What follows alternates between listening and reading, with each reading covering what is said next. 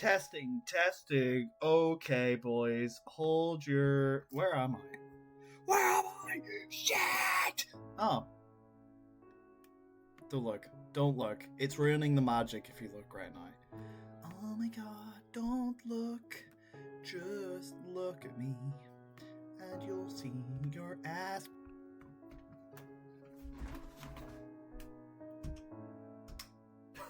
I was gonna do a gag where it looked like I was punching it, but oh my god, I thought I was like actually broken. I never do this! I never do this! I never do this! Okay, I never do this. I'm gonna lower this just in case it's a bit too loud. I need to talk about this. The Bfdia episode. I never just kind of feel a huge urge to talk about a Bfdi episode. I do, but I'm giving into the compulsion right now. Bfdia 20 is one of the best episodes they have ever had. It is genuinely amazing. I love it to bits, and it's so cool. I've been rewatching it all day because it's just it's incredible to me. I love it so much. Okay, and I know that sounds super weird. It doesn't sound super weird. You like the show too. I just it's what I was thinking. I can't get over this episode. I already really enjoyed it at the start because the dynamics were great. I loved Pin and Book working together because it showed that Book is clearly, trying to get the relationship. Like, Book's always kind of wanted the relationship to be good in some way. She's never really hated Pin. I was gonna say Leafy. So obviously, she's taking it as a chance to kind of force that almost. But man, it's so good to see that dynamic kind of working together, but them still staying very true. And Coiny and Leafy having that conversation where you can really tell Coiny's faking that confidence. Even whenever Needle betrays him, he's like, "Oh, good for you." But he holds it together so well until the end. And oh my god, can we talk about the end? It's one of the best choreographed fucking scenes I've ever seen in BFDI.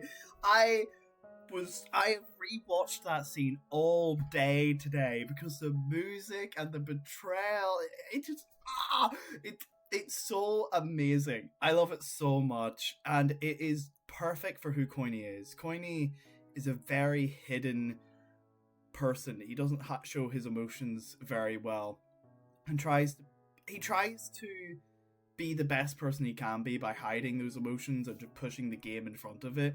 But this time, I don't know, maybe it was because the alien couldn't have any connections to his other contestants or just something, but man, that was it. We finally saw him snap, and he finally took revenge on Pin, and it's so good. Please go watch the episode. If you haven't watched the episode, please go do it. I don't know what's wrong with you if you haven't watched it yet, but it is incredible. And then this huge argument that they have at the end, and a lot of people comment on Coiny in the argument because he doesn't raise his voice. This is the first time you hear him openly say, "You hurt me, I put so much work into being your friend, and you betrayed me, and the one time I asked for help, you stabbed me in the back." And Pin's hysterical. What an amazing way to do it. And Coiny is someone that clearly puts the game over every aspect of their grief and hurt. Trying to play the cool guy that isn't offended. He wants to just be everyone's mate. But Pin definitely struck a nerve, and you could tell how fake it was whenever he tried to do the same with Needle. And being in that spaceship, and him knowing, if I make this decision right now, I could get Pin out of the game. Because there's no way in hell people would vote for me over Pin. And he does it. He does the same thing she did to him. It's just a game. Pin became so the relationship is so deep, right? Because clearly Coiny at the beginning, at the beginning, right? Coiny and Pin, they started off where Coiney's a very loyalty driven person, and Pin at the time was very alone. No one liked Pin, and I guess that's kind of where the friendship started. Is just a very kind of individually lonely people that formed the team, and Coiney started enjoying it a lot, and just kind of that relationship the relationship started growing and growing, and they became really good friends. And then eventually, whenever they got to Yoyo City and traveled together, um Pin started getting more and more abused by the game that Coiny loves. So Coiny put her over the game and spent so long looking after her and helping her and doing anything he can, because so many times where Coiny has put her over his own survival in the game. He cares about loyalty and friendship over that. And through all the help he's given her, she cared about the game more. She's become obsessive with the game. And then after all that work of it's such a complex relationship. I really want to go into depth about the relationship more. I really want to talk about it from like the beginning of BFDI, because it is such a awesome friendship that starts off with just this very kind of like this person that has no friends kind of being adopted by this like very extroverted person, and then they just kind of slowly develop more and more, and they become very best buds, and eventually she becomes the punching bag, and he puts her over the game multiple times. And it's not she's become so filled with the idea of revenge, um because she's been hurt so badly, not only from season 1 but from season 2. She feels like she deserves that win, and everyone else deserves to suffer, because she's become so obsessed with herself that this episode made Coiny put her in her place, like Coiny or Pin did to him.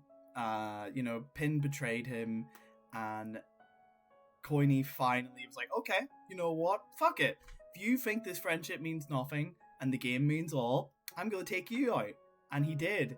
And it really shows how immature Pin is, and it's such a fucking cool scene, man. I sat there at work today just like, ah. I know this is a very I don't know the right way to put it. Isn't the most comprehensive review of it. It's just this nerdy man geeking out about this episode. But I love this episode, man. I love it. Tennis Ball's becoming a very interesting character. Surprisingly desperate. Tennis Ball is desperate for the win. He will do anything, even if it means killing Golf Ball. He will do anything. The thing is with Tennis Ball, though, it doesn't come from a place of malice or aggression. It comes from just insecurity and being scared. I never see anything Tennis Ball does as evil, but Pin, it's a self-righteous victim that's like, I deserve this because they did this to me, and they will pay, and I will win, and if I have to kill my friends, I will. And Coiny is very loyalty first, game second. Enjoy every part of life, make everyone your friend, have a good time, don't hold grudges. And this was the first time that he realized, I do have a grudge. I hate her. She did this to me. And he tried to hide it, and he did it really well. But it eventually came out, and oh my god, it's so cool. It's such a great episode. Please go check it out. There's a link in the description.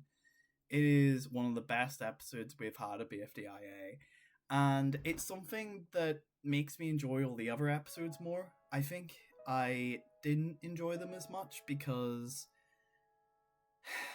I don't think I enjoyed them as much when they first came out, because I was scared that's all the series was going to be. But now appreciating that things do go the way they naturally do go in a story progression way, and characters get represented correctly, and plots do get fulfilled, I can go back and enjoy those goofy episodes knowing that it almost just adds more of layers to what the show is going to be, because it all works out in the end, and it doesn't mean that these goofy episodes kind of claim what the future of the show is going to be, if that makes sense. It's kind of like a way of being like, you can enjoy those goofy episodes, but also know that there's going to be some real character development and understanding in the future, and those goofy episodes don't really ruin any character like I originally thought they would, because you're always scared of what your favorite character is represented like in each episode, because you don't want them voted out. But things have very naturally progressed in this series, very naturally progressed, and I think no matter what the story would have been, these characters still would have been left. But man, it is an amazing episode. I can't get over how beautiful this episode is. It is really good. It is a really, really, really good episode, and I think you should go check it out. Link in the description. Bfdia, one of the best shows. Honestly, I love Bfdia. I've done a full 360, and it's probably because of the future episodes, or these recent episodes. I've even changed my perspectives on the old ones, because they've gotten the writer. Let me actually pull his name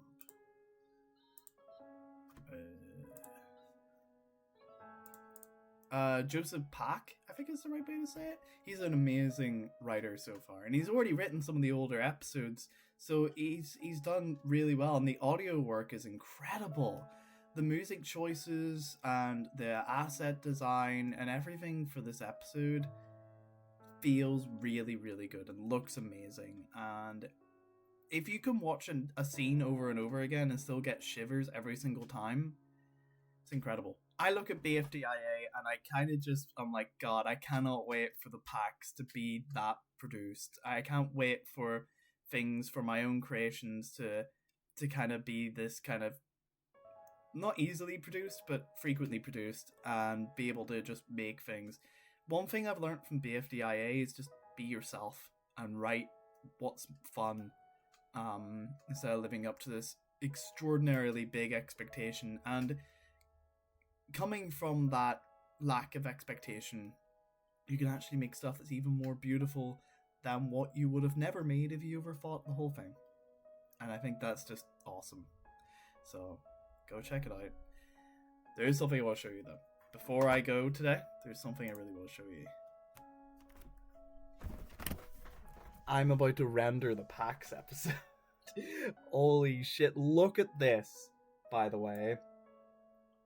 This is a full episode. It is such a big ass project. So stay tuned for the PAX. Another amazing episode. Thank you guys for watching. Bye bye.